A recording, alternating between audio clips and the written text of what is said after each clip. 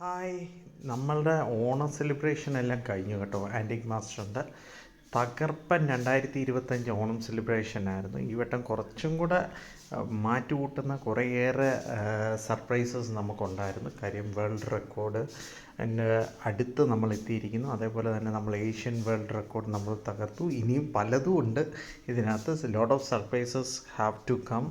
പിന്നെ മാത്രമല്ല, എല്ലാവർക്കും ഹാപ്പി ഓണം.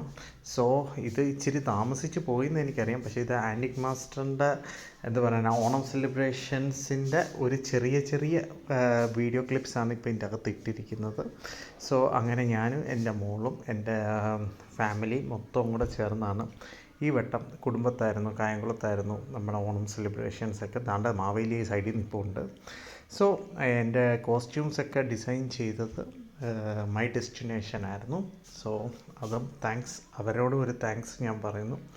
പിന്നെ ഇതെൻ്റെ മോളാണ്. സോ അവൾക്കും കോസ്റ്റ്യൂംസൊക്കെ ചെയ്തിരിക്കുന്ന പെല്ലറ്റ് എന്നും പറഞ്ഞിട്ടുള്ള കിഡ്സ് വെയേഴ്സാണ്.